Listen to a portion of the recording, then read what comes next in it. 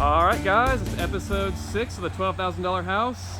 You'll notice that I got the 30-yard dumpster. They dropped that off this morning right there on the edge of the house by the corner of the roof, so I can just throw the shingles in there. I'll probably be starting that tear off probably tomorrow. Today what I'm going to be doing is cleaning up all the debris in here on the floor and throwing it in the dumpster. I'm going to be then going into town and buying another ground rod and about 35 feet of 6-gauge wire to run to that ground rod, because apparently in order to get my power turned back on here so I can run real tools, I need to have 2 ground rods 6 feet apart or more, and I only have 1 right now. So yeah, after I get that done, the power company will come back out here tomorrow or sometime before Friday within the next 5 days and turn that power back on. I'll have 1 receptacle wired up. I have 1 receptacle wired up right now, and I'm going to use that to cut out all the subfloor and then use that power to power an air compressor so I can run a air gun on or a nail gun on the roof and whatnot.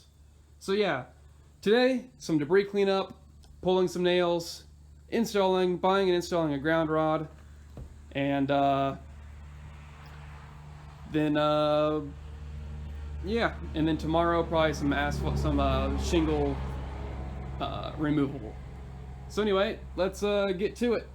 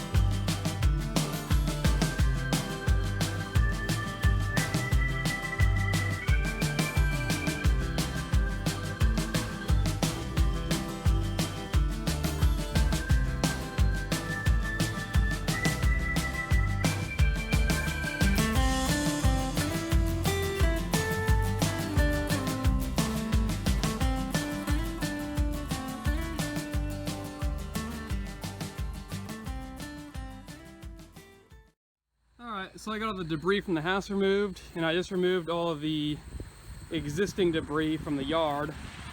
Had to dig up that old fire pit because there was about 100 broken beer bottles and screws and batteries and whatnot in there.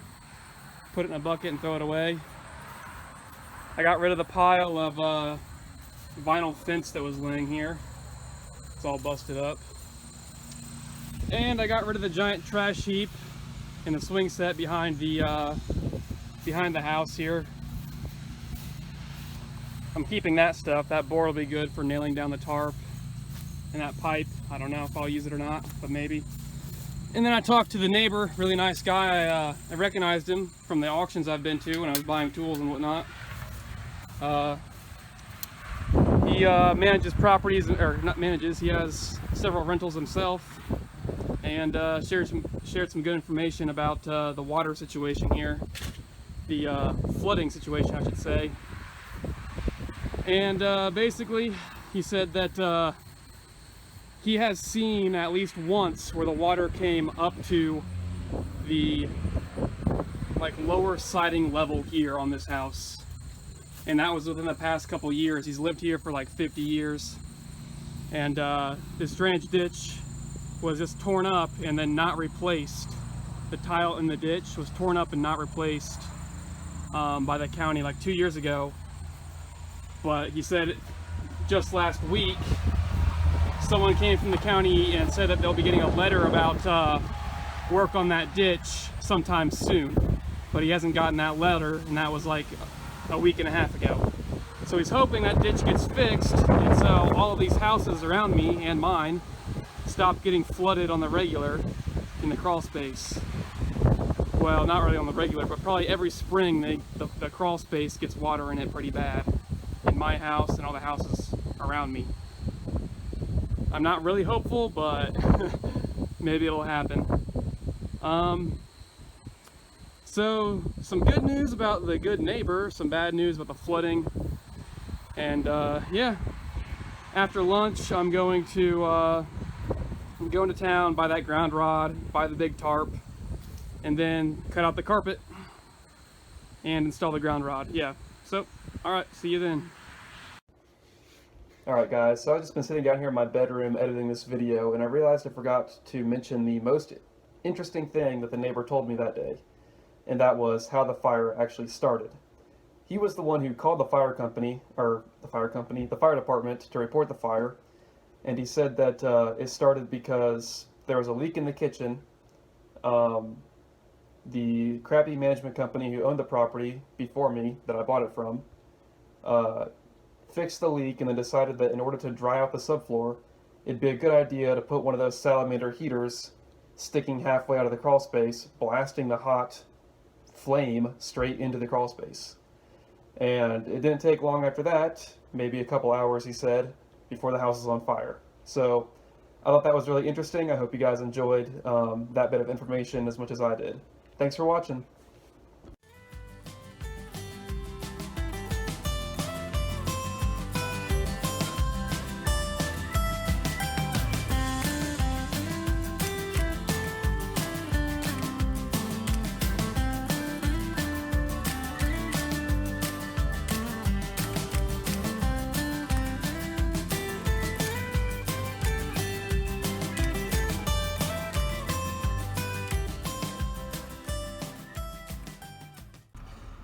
Well, just spent $150 at Lowe's. I bought some of the 25 feet of the ground wire. They gave it to me 50% off because of the last of the roll, and it wasn't as long as I wanted.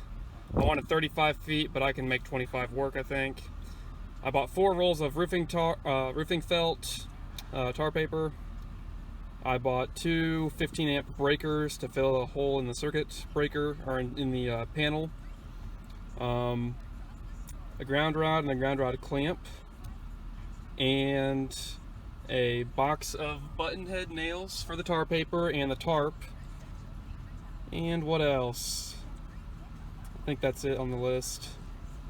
But anyway, yeah, my plan is to tear the roof off tomorrow and felt it, and then put a tarp over the felt. That way it's watertight and the paper won't get all ripped up in the wind while I do structural work on the house.